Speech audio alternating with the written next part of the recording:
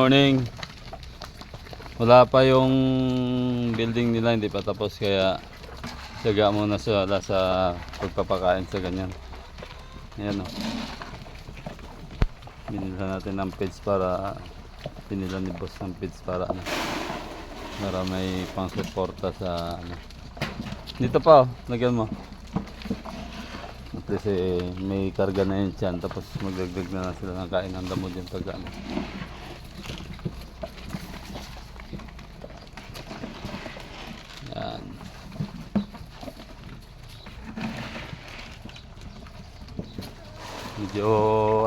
Medyo okay na yung katawan nila. 1 week na halos 1 week na bakunan. Baksinan sila, tapos na-sprayan na natin ng pangkoto. Kaya patay na yung koto ng mga to. Sumigla na sila. Nakaka-recover na. Yan. Yung isa doon ay Hindi ko makain ng pizza. baka kumakain yun. Hindi. Palabasin mo na. Hindi, manangina pa. Ano papakain mo doon? Nilagyan ko. Nang Marami kanina yung ginawa ko. Yung dahon.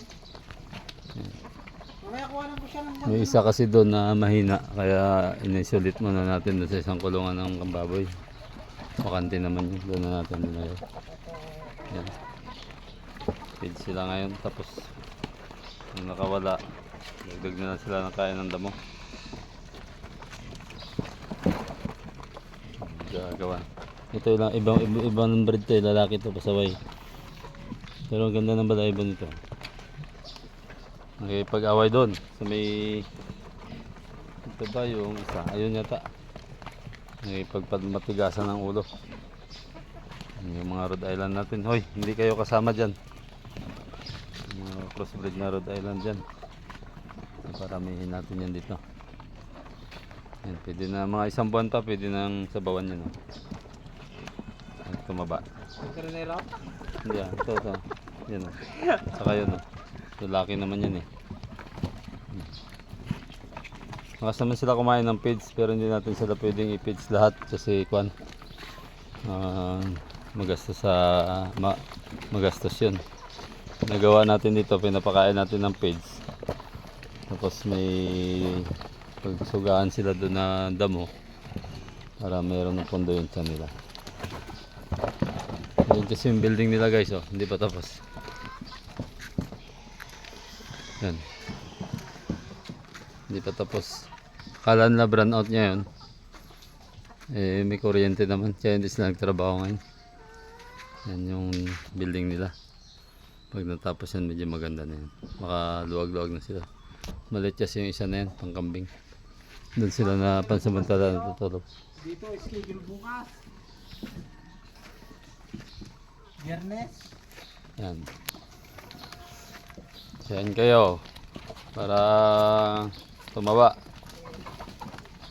Halo-halo na yan, may manok, may baboy. Sama-sama na sila dyan pagka masipagan na lang sila magmuya. Sinaglit nila yung ilan ng tabo yung linagay mo? 4 na tabo, konti lang yun, pero okay na yun pangalalay lang sa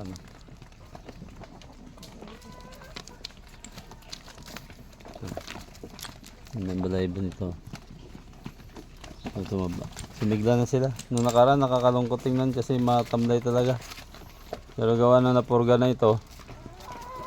Tapos nabaksin na lagyan ng vitamins na turukan ng iron. Yan. Medyo okay na. Cellphone mo. Yan. Yung mga native na baboy yan guys. Yan yung nanay lang dito.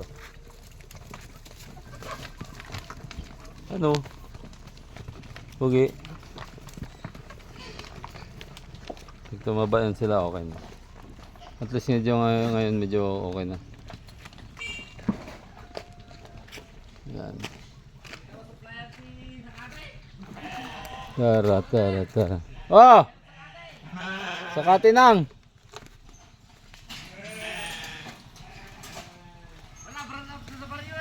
Dito hindi naman. Hindi naman dito. Brown out. Wala kayong dito na Ha? Bard, dami na naman po. Ayan, may pagkain. Lagyan mo na doon, Bart, so. Pakain mo sa kanila. Ang bait naman nila. Galing ka bagong sikat. Ah. Eh, sabi ni Ronaldo yung wala eh. Nung matangkad. Doon sa may ano, doon sa may... Eh, nagpapakain sa kambing niya. Hmm. Eh, orahin nyo natin ng kilta ko. Sabi, "Nay, sayang." Sige. Kain kayo. Bibidyo mo nga. Nakabidyo nga eh. Yan. Hindi pa natanggal yung Sige. Ay, yung tali. Kunin namin yung tali para makargal. Yung sakali makadala pa sila bukas. Yan. Warasin mo pa dito, Barda. Kasi Para ano. ang dami nila. Maganda na yan, ano. Nakarecover na sila. Ikaw pa rin ang dal. Dito banda to. Ito, karga mo rito. Dito sa kabilang side. Baka maubos yung tali niya, Bart, ah. Ay, Brando. Wala daw aso. Wala akong aso. Nakasama kita Ayun, kanina. ganda oh. Ganda ng pang pagkain sa kanila oh. Nakasama kita kanina sa tribuna. Nakasama ko sa tribuna kanina. Wala, kulang pa nila yan. Diyan, yung bantara dyan, yung Doon pa sa kabila. Brando, si talay. Ay, talay. Napakarga kong ba itong bigat? Yan. Gustong gusto nila yan. Sige. Sakto tayo mo ito. Na-page na natin ng umpisa. Binigyan namin ng 4 na tabo na page. O, dyan o, panghimagas. Tapos yan na. Pahinga na yan sila pagkatapos. Yan. Okay. Solved na yung mga karnero natin. May nag-donated by ng pagkain nila.